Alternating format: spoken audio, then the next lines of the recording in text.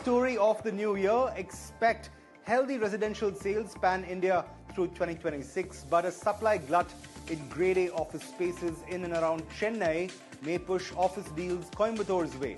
That's the word coming in from JLL's Head of Residential Services, Siva Krishnan, as we sat down for South Central's first chat of 2026. Siva also said that the multiple rate cuts by the RBI in 2025 could play a key role in keeping residential sales traction healthy, which could well boost the first-time homebuyer segment. Here's the slice of that conversation. So first of all, Happy New Year, Jude, and all the viewers for happy and prosperous 2026. Real estate sector wrapped up 2025 in a strong and a resilient note. All cylinders firing, be it office sector, be it industrial, be it residential.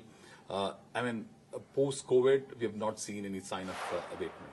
Across the board, we are seeing phenomenal growth, robust absorption, whether it's office, if you look at it, office fueled by GCCs, BFSI, from a 70+ million absorption across India, we'll be closing close to about 80 million. I'm talking about 70 million year 2024, 25 we're closing close to about 80+ million. Let's take industrial. Industrial was close to about 48 to 50 million in year 2024.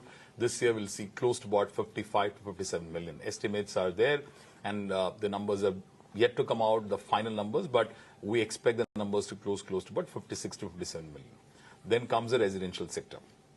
Residential sector, if you look at it, last year we closed close to about 300,000 plus units.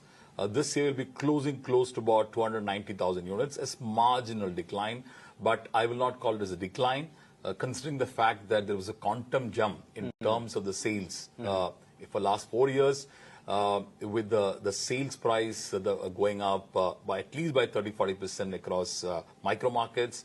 I don't see any signs of slowing down in the market.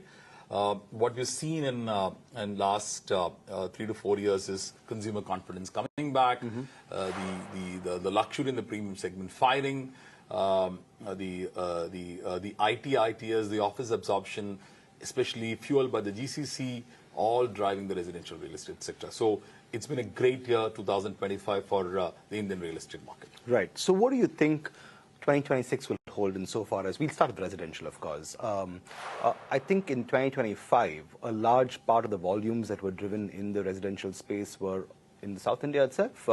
Bengaluru, Chennai, Hyderabad, all really sat and drove the real estate sale engines for the residential sector.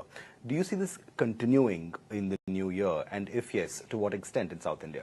So if you look at from the total sales volume, the South contributes close to about 45-50% of the sales volume. Across these segments, whether it's Hyderabad, Chennai and Bangalore put together. Bangalore contributing close to about 65 to 70,000 units, Chennai close to about 20,000 units, and around 50 to 60,000 units coming from Hyderabad. This is a typical number across board for these three cities. Look at from a holistic picture. The end users are back in the market, fueled by the premium housing. So from a 50 lakhs to a crore, we spoke last time, from 50 lakhs to 1 crore, the contribution of 1 to 3 crores have really fueled to close to about 50 to 60%. And that's what we've seen in last 3 years. And this is, as I said, fueled by GCC growth, office absorption. Also look at the RBI. RBI intervening last year 4 times with the borrowing cost coming down by almost by 125 basis points. This will have a great impact as far as the sustenance of the sales velocity is concerned. So this will continue for the year 2026 also. What I feel is that with the interest rates softening and inflation at check, I don't think the interest rates will really move up in next 3 to 4 quarters. I have a strong feeling that the mid segment will come back. Right. And that's the bottom of the pyramid, which is the much needed one. And that will further fuel the volumes. And I'm sure developers will come back to the drawing board and look at that segment very closely for the year 2026 and 27. That segment, which was gone on a silent mode, will come back in the year 26 and 27. Right. And that's what we'll see. Let's stick with that then. The mid-segment you see as the most promising one in the new year itself. And we'll come to commercial and office space in just a bit. But in sticking with the mid-segment itself, and like you rightly said, with the RBI interventions and the interest rate cuts, you could see a lot of positivity in this space. So in this year, if it isn't too premature to ask, what percentage of overall sales do you feel the mid-segment will account for in South India? So if you look at it, the overall, the mid-segment is currently hovering around 18 to 20%.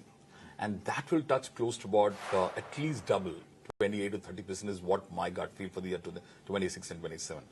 Primarily because the fact that the affordability comes in terms of ease of paying the EMIs at the end of the day. With the RBI cutting the rates, I strongly believe this market will trigger and you will see a much needed, much required momentum happening in the segment, which is very important from an economy as well as the real estate sector is concerned. Right. And the three big South Indian markets, Bengaluru, Hyderabad and Chennai, do you see them continuing to account for a large chunk of these sales in the new year? Absolutely. Because if you take Chennai, Bangalore and Hyderabad, what fuels the residential market? It's the ITITS sector and the fueled by the office absorption. If you look at from that perspective, the ITITS segment has an affordability of close to about, say, with a combined income of close to about 70, 80 lakhs is the sweet spot they like. And with the interest rates abating, you will see this market coming back. So I strongly believe this is the market to watch out. And if this comes back again strongly, this will further fill up the whole sales velocity and sales momentum for the residential sector. Right. Moving forward itself, insofar as the premium to luxury sector is concerned, like you said, even in earlier conversations, they had resurrected that sector and has accounted for a large part of the kind of high-velocity sales that you were seeing pan-India, more so in a city like Bengaluru as well, especially in the premium to luxury segment. Do you see this continuing to hold its own? And if we're talking South India, I'm sure Bengaluru, more than other markets, you would reckon, what becomes of this sector in the new year? In fact, I don't know whether I spoke last time, the market has moved from a rate sensitivity to a space sensitivity, that customers are looking more towards space, less towards rates. And that's why, despite the fact that the velocity, despite the fact that the rates went up, the prices went up in all the micro markets across the south, we didn't see any the volumes coming down. Right. And that's one of the reasons in the last 3 years, the continued momentum in terms of the housing sector is concerned. Now with the rates coming down, and which will fuel the growth for the mid segment, this will add to the whole sector itself. And that's my feeling in terms of the whole residential sector, because holistically, this one segment needs to trigger for the consistency and sustain the momentum for a period of next 3 to 4 years' time. Right. Before we move to office space, I just want to touch upon a little bit on the RBI interventions, like you mentioned a little earlier in the day. Multiple rate cuts in 2025. The projection, of course, is that for the next 3 to 4 quarters, these rates would more or less stay stable. How much of a factor do you feel this will play insofar as new buyers are concerned and new homeowners are concerned? The first-time home buyer is always a very interesting demographic for any real estate player. Do you feel a lot more first-timers will now enter the fray insofar as capitalizing on these rate cuts and making good on attractive borrowing rates to venture into home buying? Very interesting question. In fact, post-COVID, we saw customers upgrading themselves from 2 BHK to 3 BHK, 3 BHK to larger 3 BHKs and 4 BHKs. Because, as I said, it was more towards space sensitivity, less of rate sensitivity. With the rates coming down, especially the borrowing rates, you will see this segment coming back, and you will see more of 2 BHKs and a conservative 3 BHK coming back to the market. And that's what we will see in next 2 to 3 years' time. And this will be the case even in the 3 big South Indian markets, you reckon? Absolutely. And that's the segment to watch out. Right. Let's move to office space now.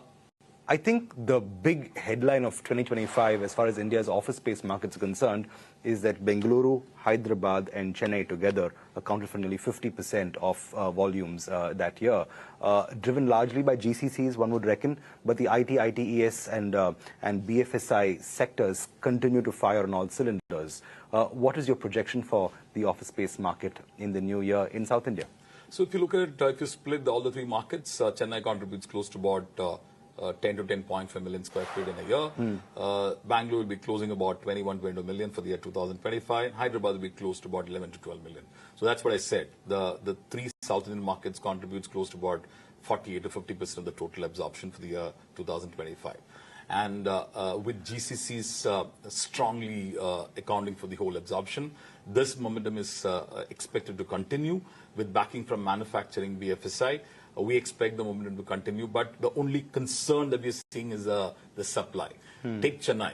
the grade A vacancy levels have come down to close to about 7 to 8%. And that's the only worry that we have in terms of the absorption is concerned.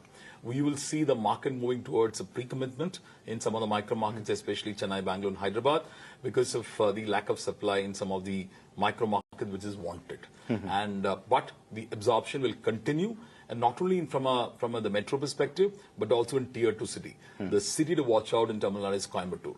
Coimbatore, if you look at it from a post-COVID, pre-COVID, if you look at it from a Coimbatore absorption, which used to hold around about 1.42 lakhs, it touched almost 1 million square feet a year back.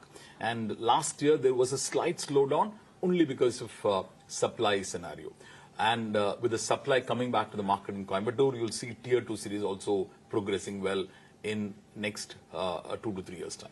What you're saying is very interesting, Siva. So, and correct me if I'm wrong. Is this a case of correlation or causation? You're seeing a dearth of grade A office spaces in Chennai on the supply side, and at the same time, you're banking big on Coimbatore. Is this a case of Chennai's loss or lack of grade A spaces being a case of tier 2 markets gain? I think it's a good story which is evolving. The distribution is happening even Stevens, whether it's tier 2 as well as metros are concerned. Post-COVID, what we saw was the corporates moving towards talent to the tier 2 cities. And the talent also moved back to the tier 2 cities because of the lockdown and other aspects. Work from home was an important aspect during that time. So some of these, the talent moved back to tier 2 cities. And the tier 2 cities also provided very well-rounded kind of infrastructure. I'm talking about the social infra, whether it's schooling, hospitals, the work-life balance. It created a great balance for the employees. Right. And that's why and the attrition rates. If you look at the attrition rates, the attrition levels in a tier 2 cities is far lower than what you see in metros. Right. And the resistance of the talent saying that I will not go from a tier 1 city to tier 2 city was something broken during the COVID time. And that's one of the reasons we saw the absorption going up in the tier 2 cities. This will continue as we move forward, because in last 4-5 years, the social infra further doubled. Whether it's schools, the international schools are going to tier 2 cities, the hospitals are going to tier 2 cities. So they like that work-life balance, plus the corporates moving towards the tier 2 cities. So this will continue with the absorption happening also from an office perspective, both in metro as well as in tier 2 cities. Right. So Coimbatore is one tier 2 city you're banking big on. Stand out. Which others do you feel could be in the reckoning? So any tier 2 city, for example, look at Indore, look at Nasik, look at Lucknow, look at Mysore. But among all the tier 2 cities, what is really standing out today is Coimbatore. Right, absolutely. And I think that's no doubt, a big bet, given the fact that Coimbatore has always aspired to be just a bit more and do a bit more on all fronts.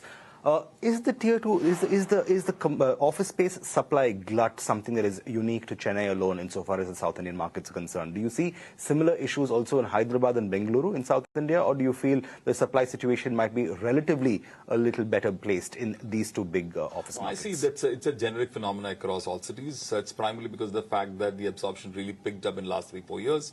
And during the COVID time, there was a slowdown in the construction. It also added to the woes of supply coming back to the cities.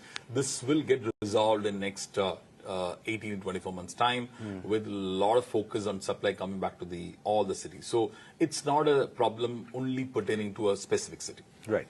So moving forward then, what is the projection like for absorption in 2026 in the big South Indian markets? Do you see that momentum continuing? Do you see some sort of a consolidation? What is your projection on the absorption front? I don't see any change in any of these fundamentals for the year 2026, be it residential, be it as office, be it as industrial, or alternative asset class, or data center. I don't see any kind of slowdown happening. This will continue. The only one thing which I can say is that the prices are not going to come down.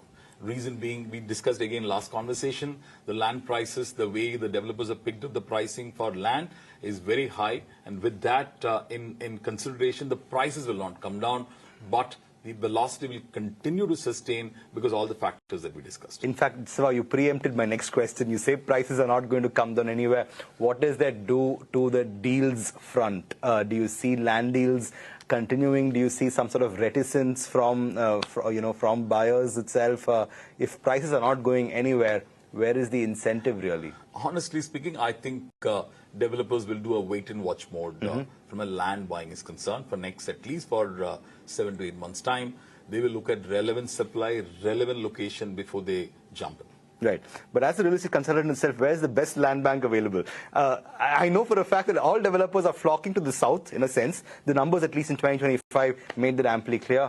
But do give us a tip or two. Where's the best land? So I'll tell you, typically what we've seen is that wherever there is an ITS absorption happening, especially look at Chennai as an example, where is the best traction happening? One, a micro market which is doing extremely well is OMR. It's fueled because of ITS, because the affordability in terms of buying only comes from ITS.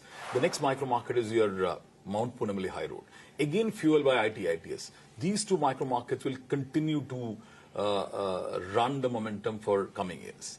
It's not that manufacturing is not driving growth. The affordability factor today from a manufacturing side is still lower. So that's one of the reasons. So I'm only taking Chennai as an example because see GST. GST is a phenomenal corridor. We have got rail connectivity, you've got transport, you've got decent ITS, but still it's not thriving because of the absorption that we see from an office front is concerned. Right. It contributes roughly 4 to 5% of the overall office consumption for the year any year for that matter. So that's one of the relevant factors which will drive the housing. So whether it's Chennai, Hyderabad, Bengaluru, wherever there's an ITS office absorption, you will see the housing sector consumption on a higher side.